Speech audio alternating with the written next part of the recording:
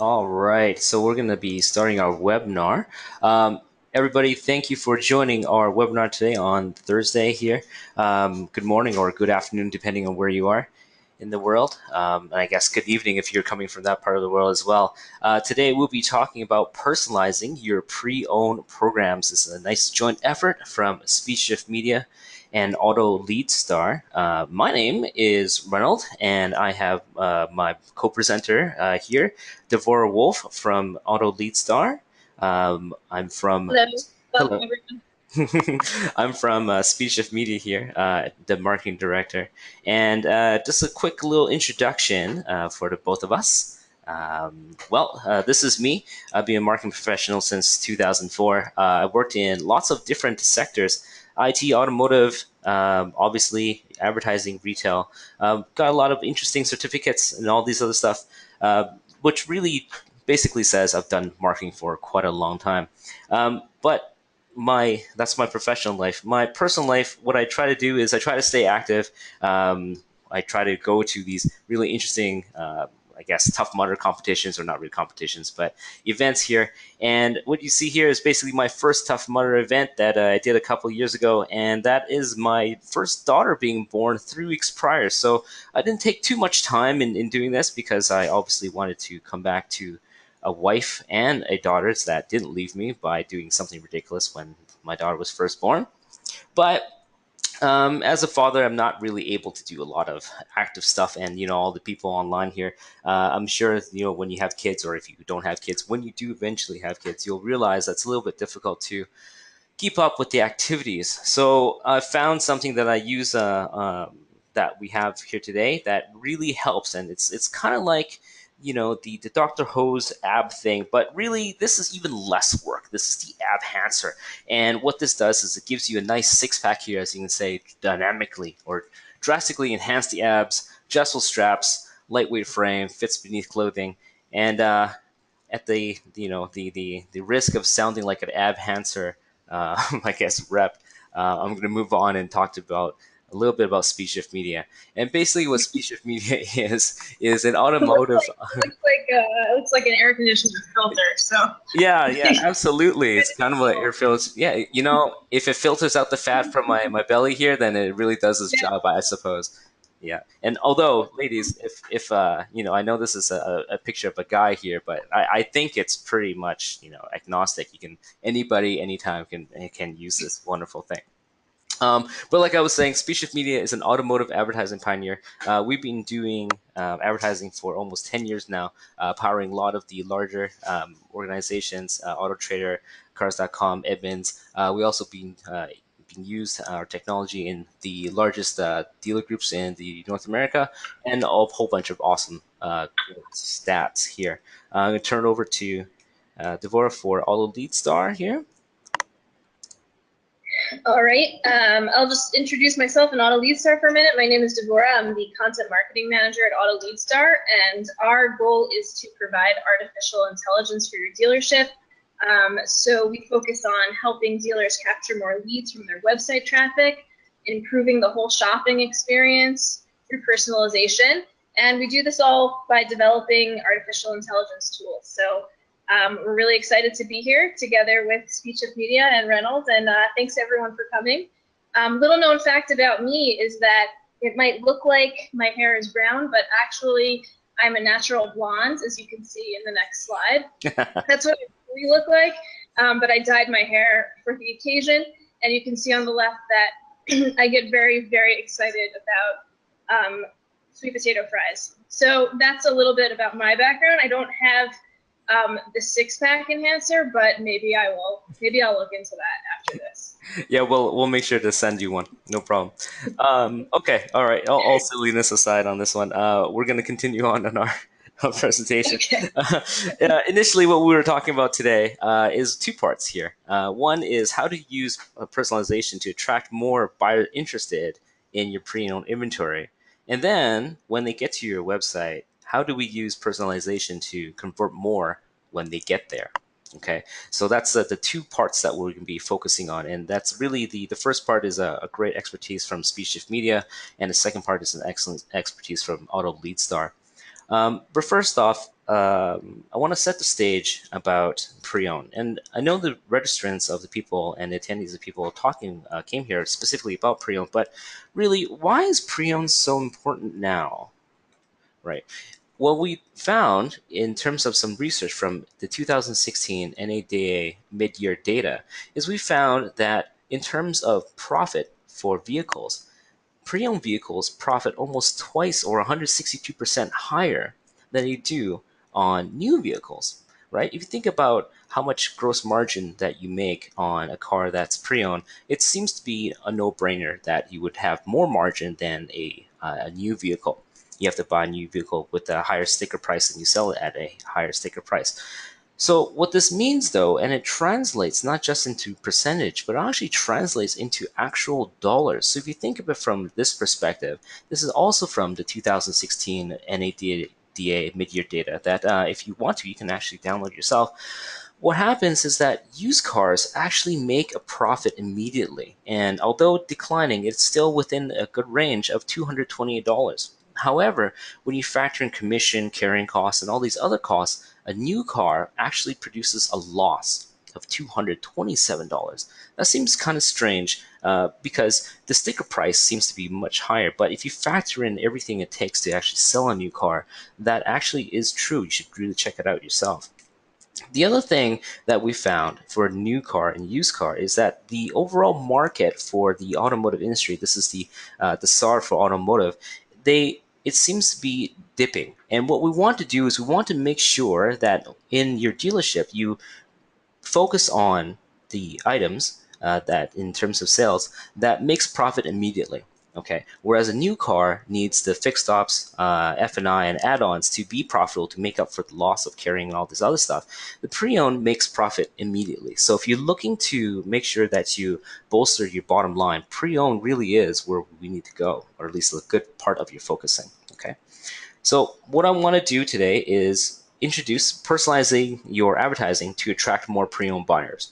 And I know this is a lot of and interesting things about the marketplace. We have a lot of technology, but if you take a look at the technology today, a lot of it for advertising and driving traffic to your site is focused on new vehicles. All right, the SEO, the videos, the reviews that you make, the listing sites that talk about the new vehicles, all the blogs, the social media ads, and the offers from the OEMs and things like that. All this really helps with new vehicle marketing, and that's fine because as a dealership you have to sell new vehicles. However, if you think about the technologies or what's available for specifically pre-owned, well, there's not a lot designed specifically for pre-owned. And one of the reasons for that is because there's a lot of unique challenges with pre-owned vehicles. One of which is, in fact, they are unique and varied. If you think about a new car, well, you buy a new Ford Mustang, and essentially, if you have a new Ford Mustang on the West Coast, it's pretty much the same new Ford Mustang on the East Coast, or the north of the city, or the south of the city, wherever it may be. It's exactly the same. But as soon as it becomes pre-owned, then the mileage varies, the condition varies, all these things. Maybe you have special add-ons to the vehicle. They become unique, okay? And it's very difficult to give unique with scale, so to speak. Additionally, they're off-brand. So if you get a trade-in for a great Toyota 4Runner at your Ford store, you're not necessarily going to, give that as an auction, but you want to be able to sell it yourself because maybe that's in demand in your area. However, because it's off-brand, people don't typically go to a Ford dealership to buy Toyotas. So that's another kind of interesting and difficulty for your marketing team to focus on a singular item here. Lastly, there's limited OEM support. Now, I know there's CPO if you have CPOs in your store, but that only works with the brand that you actually are. As I said with the previous example, if you have a Toyota, your CPO can't help you with that. So there really is very limited OEM support. All these challenges really culminate into the fact that there isn't a lot of technologies that can scale for used cars. Lastly, the next point here is about the behavior of the buyer. And because they're unique, and because the buyer needs to find out the condition of all these cars before they go into the lot, what they do is they don't tend to visit a lot of dealerships before they decide on the car they want to buy. So there's a stat here. Buyers typically now do all this research online, and they visit on roughly an average of 1.4 dealerships before they buy. And so what that means is they already know what they want. They've done their shopping. And what they are doing is they need you to validate they have the car that you want. So let's say that that guy who wants to buy the Toyota 4Runner, he needs to know that you have it, regardless of what store you have, that before they visit your lot. Otherwise, they won't come. Okay, and so what that means is that there's a difference between how a new car buyer buys and a used car buyer. The new car assumes that you can get inventory, or you do have the inventory and it's easy to get. And the pre-owned buyer assumes you don't have that inventory and need confirmation. And so what this means is you need to personalize the advertising to the buyer, and not just personalize it in terms of what kind of things that they like, or maybe an audience group on Facebook or Google AdWords or anything like that. But you need to actually personalize down to the inventory, because what they're looking for is a specific car, not so much as a type of car model. And that's why we need to go all the way down to the inventory level. Next here, I have this kind of chart, and when we talk about 75% effort for new or 25% effort for used, what we're really saying is that the technologies today don't really support that. And if we take a look here, I'm just going to give my little arrow. If you think about all these types of digital channels to bring traffic to your website, as much as they would love to say they personalize, and that's fine that they can, but they can't personalize to the inventory level. Right? So you think about your SEM branded words, your non-branded words, any blog articles. They're not about a specific vehicle. They're about a type of vehicle, right? Your videos, unless you do videos for every single one of your cars, the display for the brand offers and things like that. Now, we do have some aspects of technology that does really do focus on inventory. The Facebook carousel here focus on inventory, absolutely. And of course, the old traditional listing sites.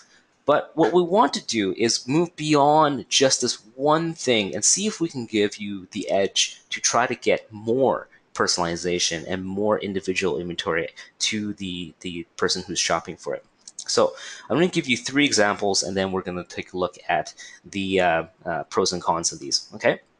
The first example is a dynamic search ad. And this is what you need to do to actually get to match the inventory to the person who is searching for it in terms of a used pre-owned vehicle, and personalize it that way.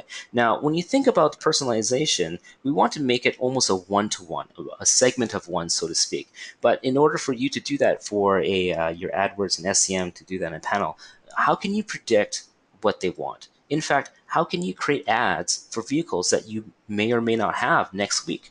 You don't know when the next time you'll get your Toyota 4Runner. Who knows if there's a Dodge Challenger that's going to come to your Ford store and trade in? You have no idea. So to be able to prepare for something like this requires something that's automated and dynamic. And what the dynamic SEM here really does is it scans your website, or Google has this thing that scans your website and creates AdWords and keywords that match what the inventory is talking about. So if someone's looking for a 2016 Ford F-150 XLT and they search for it, well, they actually drive directly to the VDP here, and they go directly to this particular car, which is what it is that you're looking for. Additionally, it helps with the long tail because it takes all the keywords in there and dynamically generates that. It actually would cost a little bit less if you want to go that way. Now, the next one is another need to win thing. It's a dynamic inventory display. Now, if you think about display typically, and the things that come about display, it's typically about branding, it's typically about telling who you are. It's not so much about inventory. But there are vendors out there that actually load in your inventory specifically and then find people in the market who are looking for those cars. This is a really great counterbalance to search, where search is great for people who are looking for that car, and then display here is going out to find those people. It's a really good counterpunch to this one.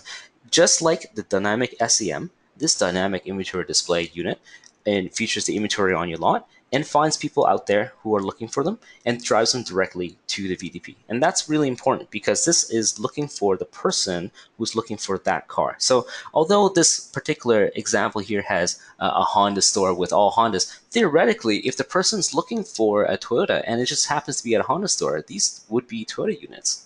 That'd be fine. It goes with the person and it personalizes to that. The last one here is something that I think we've seen quite a bit in the marketplace now, and this is the carousel ad from the Facebook ad unit. And what this does is it allows for really great retargeting of the people who are existing on that come to your website. So when they go to your website and they see a car that they like, and then they visit Facebook, well, Facebook can actually track what they've seen and then put it on there in an area that you can revisit later. And what's really good about these Facebook ads is that you can do this fairly easily with the existing technology that you have today. Okay, so those are three great personalized dynamic inventory examples of what you need for pre-owned. So we take a look at this little chart here. Okay, why dynamic? Well, it aligns with how used car buyers they shop. Okay, it's inventory based and will link directly to VDP to engage, which is important because that's exactly what a lot of people are looking for in terms of metrics. Did they really kick the tires on the car digitally? There's no need to keep an entire keyword or ad list. Most of these technologies here are automated, and as many of these automated things are, they're scalable as it auto scans and auto updates in your inventory. The cons here is it's not exactly turnkey. We do need to get an inventory feed. You do need to set it up in all these separate systems. I gave you 3 examples. None of them are exactly the same. So you do need to go with something with expertise there. Now, additionally, what you can do is you work with a vendor that can help you with that as well. Okay, so a lot of what I've talked about here is a review of one of our recorded webinars. Don't get owned marketing your pre-owned vehicles. It's available if you are interested to go back to speedshiftmedia.com/resources and you can take a look at that recording for more tips on how to find the technologies maybe that are just not working for your pre-owned, ones that you really need to have to stay competitive, and more in-depth examples of the technologies I just used to get you to move past and need to win. Okay, so that really is how to personalize your advertising to attract as many pre-owned to your website. I'm going to hand it over here to Devora, and she'll be talking about how to personalize your website to increase conversion. So what I'm going to do is change presenter here, and great. All right. Okay, thank you. Thanks, Reynolds, for the first part of this presentation. Are you seeing my slides okay, just to make sure? 1 second, let me just close up this one and I'll find it. Yeah, I can see it. Perfect. Okay, amazing. Yeah, so we've been talking about getting visitors to your website using content that's really personalized and relevant for them, showing them what's really in your inventory, for example. And now we're going to switch a little bit and talk about, once you get those visitors to your website, how to make sure you're converting that traffic at the highest rate possible. Because we know that unfortunately about 97% of website shoppers typically bounce before converting on your site, and that can be a really big missed opportunity for dealerships. It's a waste of all the effort you spent, the time and the money getting those website visitors to your website. So we're going to talk about getting these website visitors who are there, how to increase conversion. And the best way to do that is really with personalization. And that's where e-commerce has really gone in the past few years, personalizing the website experience. And you've probably already experienced this.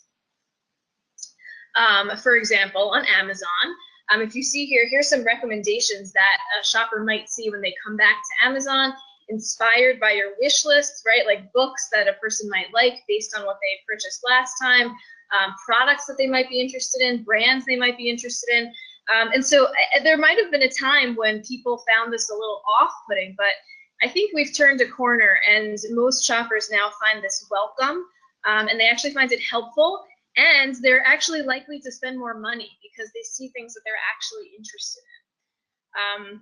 So the numbers really bear this out, with 74% of customers getting frustrated when content is irrelevant to them. That's when they come to a website, see something that's just not what they're interested in. They get an email, maybe like from a marketing campaign that's totally not what they're looking for.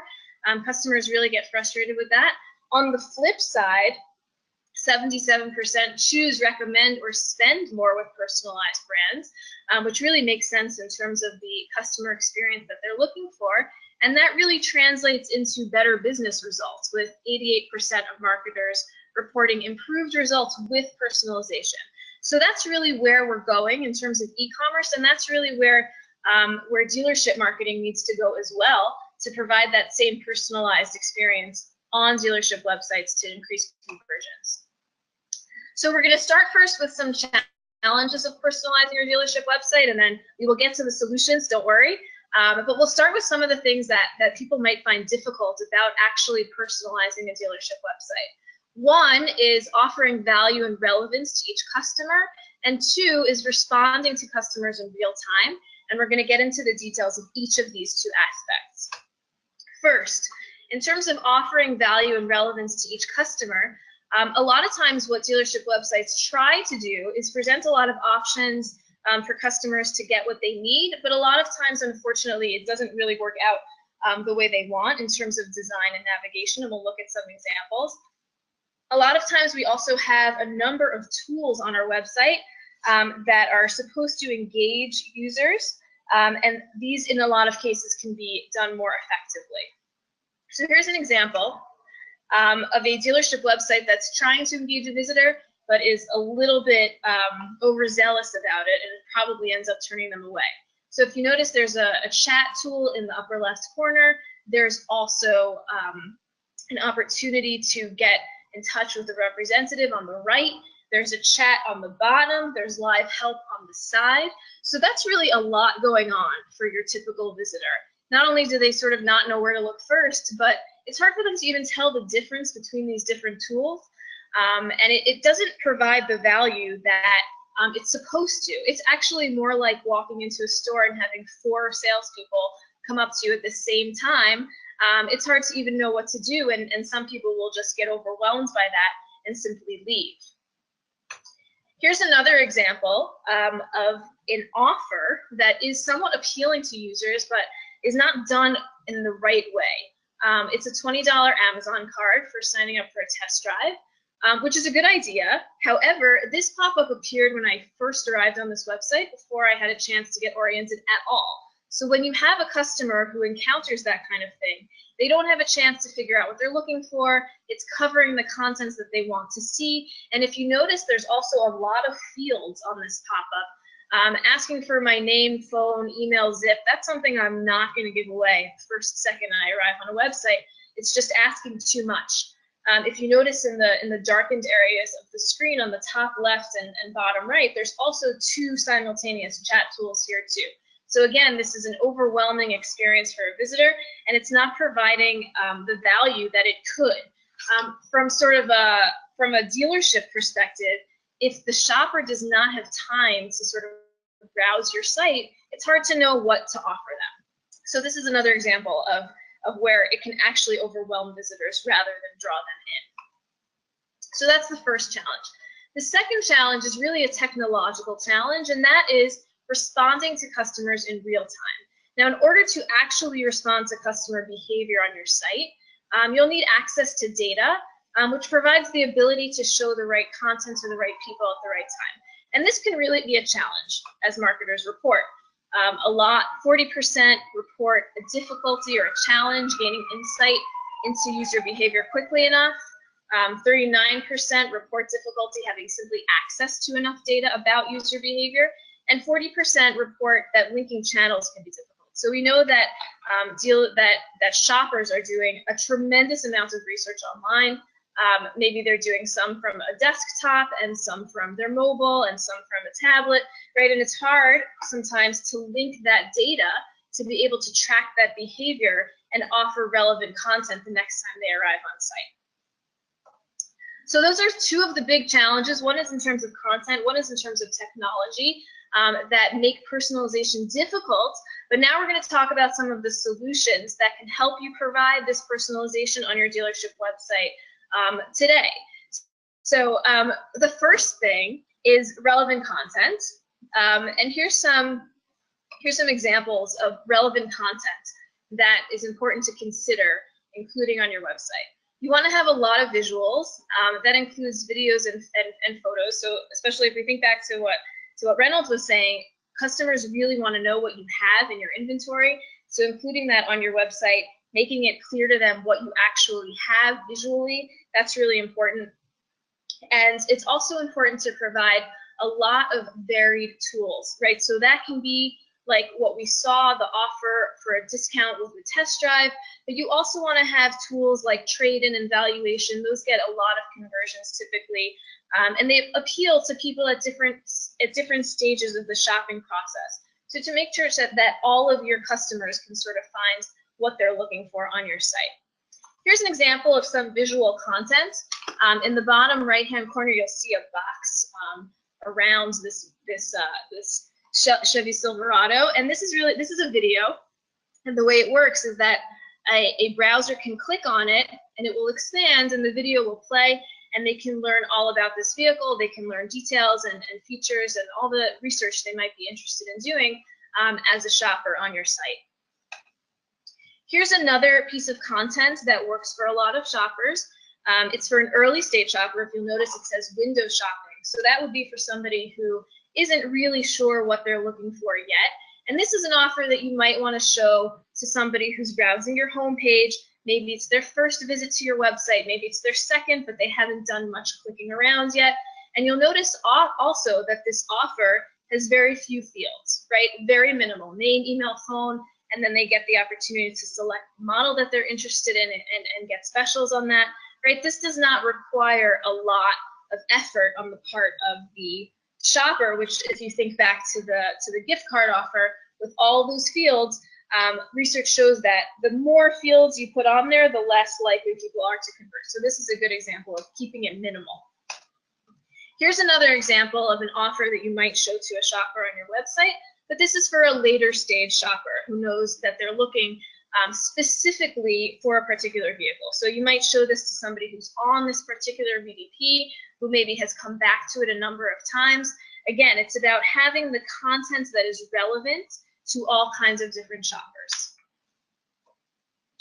Okay, and once you have that content, that variety, the key is to have the technological ability to deliver it to the right people at the right time. So the first aspect of that is really having access to data, and that really most of the time requires working with a vendor who can help you out with that, providing the data that you need to track your customer behavior on the site, be able to integrate all your channels, and to analyze this data in real time to track what your customers are doing. And all of this might sound complicated, but it's very, very possible, and actually at minimal effort on the part of the dealership with the right tools. And the way this works, the way this type of tracking and delivery works, is through what's called predictive analytics. And I'll just take a step back to explain what predictive analytics really is. And what it is a type of artificial intelligence. Artificial intelligence is basically training a robot or machine to do anything that a human typically does. And so we see artificial intelligence applications growing more and more these days. One type of artificial intelligence is machine learning, which is when we train a machine to learn like a human, so it actually can take past events and integrate it into what it does in the future. And predictive analytics is a great example of machine learning. Okay, and what that means is that we can train machines to predict what customers will do based on their past behavior, based on the behavior of similar customers, right, and integrate that into a delivery system. So here's sort of a visual of how that works. If we start at the top with the data input, right, that might be what your customer is doing on your site. So it could be what pages they're clicking on. Maybe they're on your home page, maybe they've browsed a few VDPs. It can also include data like where they've come from. Did they click on an ad? Did they find you through organic search? It can also be information such as time of day, geographic location. All of that sort of gets input into the machine learning system. Customer segmentation happens as a result of this, right? Customers are divided into groups based on their behavior, and then a new customer is sort of filtered according to their behavior and checked against the behavior of previous customers in order to make a prediction. So I might know that customers who look at a particular VDP want to see this offer, and not only do they want to see this offer, but they want to see it at a certain time. They might want to see it, they might typically interact with it best after 10 or 15 seconds. So the machine records all this data in order to make a prediction and then deliver that offer to the customer. So for example, if we're talking about the VDP offer or the vehicle offer shown to somebody on the VDP, that offer is delivered to that customer at the right time. And then the last step is that the customer's response is reported. So hopefully that customer converts on that offer, but even if they don't, either way, that data is then recorded and put back in as additional data input to improve the prediction for future customers. So that's sort of an overview of how predictive analytics works, really taking customer behavior and being able to use it to show the right content to the right customers at the right time. And that's an example of one of the great AI tools that you can really use today on your website to provide better personalization. Now we've talked about how great this can be for customers. They get this personalized experience that they really want, but of course our goal is to improve results for the dealership. And providing a personalized experience online really increases your return on ad spends for all of the amounts spent on bringing customers to your website, to be able to really convert more of those. That really increases the return, and of course leading to higher lead capture with more satisfied customers getting what they need. And since this is the type of experience that we know customers benefit from, enjoy, and expect in today's e-commerce world, this really edges out the competition.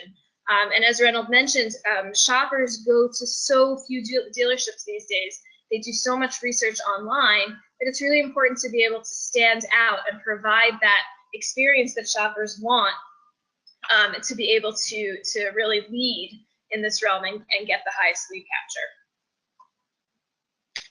capture. So that's an overview of how personalization on your website can really keep those customers, get more conversions. And I'll turn back over to you, Reynolds, for a second to sort of summarize part one, and then we'll summarize part two. Yeah, so definitely part one, we know that when we advertise to pre-owned buyers, they need to be at an inventory level, and that has to specifically to do with the personalization of that of the people who actually want that vehicle. If they're looking for a pre-owned vehicle, it doesn't have to be from a specific dealer. They're looking for that one specifically, and as a result, a lot of the technologies today, because of the need for almost a one-to-one personalization, it isn't available from an advertising perspective to really go down to that level. There's not a lot of them. The only one, as the third point here, is if you want to get down to a personalization to a inventory level, you need to look at technologies that are dynamic, because you can't be responsible for making your Toyota ad at a Ford dealership when all of a sudden it comes in from the auction. You have no idea. It has to be able to automatically do that in the first place, and that really is how personalizing your advertising through dynamic advertising will help you drive the best results in terms of traffic to your website. And Devorah, go for it for your personalization aspect. Right. And then you sort of continue the cycle by providing this personalization on site as well, personalized interactions, really lower bounce rates and increased conversions. Most websites do not have this, unfortunately, do not engage customers on a personal, valuable level for the customer. But the ones that do can really maximize their ROI, and there are AI tools that can really help with this. So hopefully that gives a view of the entire customer journey, and how it can be personalized from that first search to the ads being shown to visiting your website and browsing around. every part of that can be personalized for a better experience and better results for the dealership. So if any of you are interested in doing some further research about how personalization can help you, there is a blog post on our site that you can definitely check out. And here's another article that really talks about how personalization is not such a mystery. It's called The Mystery of Digital Personalization, and it sort of breaks down the mystery for us. So you can check those out, and while you're maybe doing that, we'll open the floor for questions. If anybody has any questions for me or for Reynolds.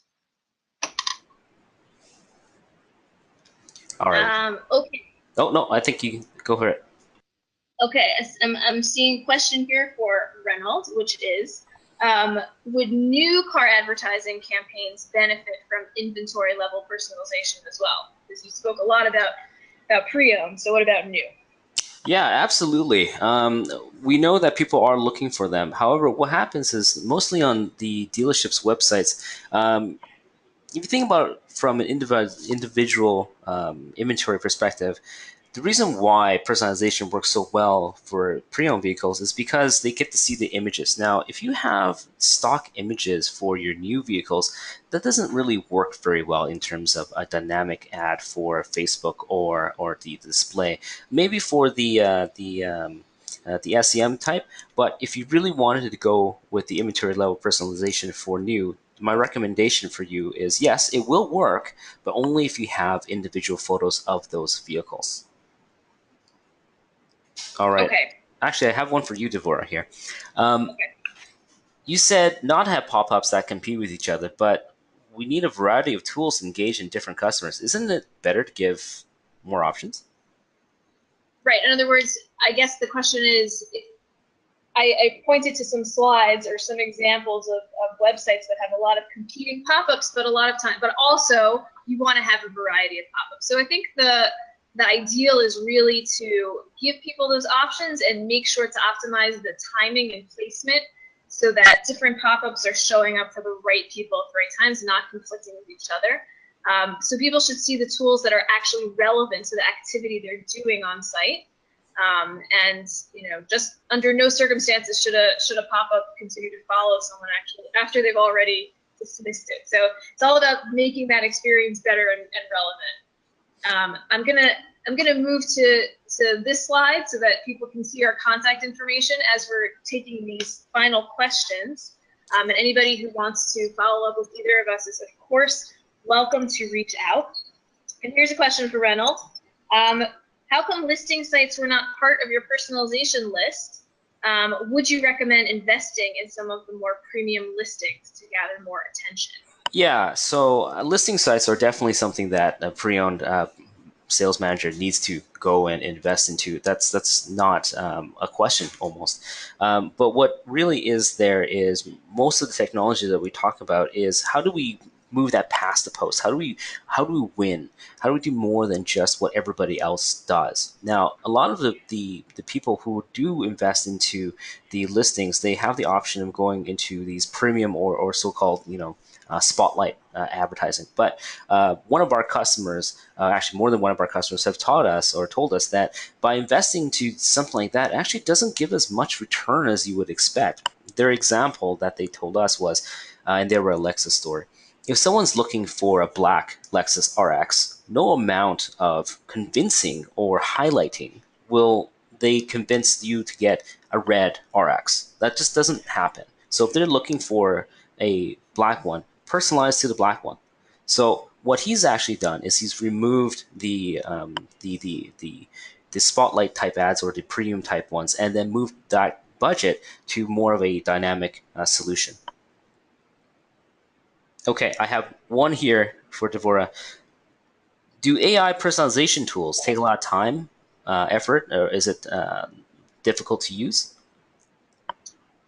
So there are a lot of tools out there, and they're becoming more and more accessible. So they might sound, when we explain how AI works, it sounds like it's very complicated, and it is for the developers who make them. But to use, they're actually quite simple. And you'll want to research what's out there to solve the particular goals you might have for your dealership and your website.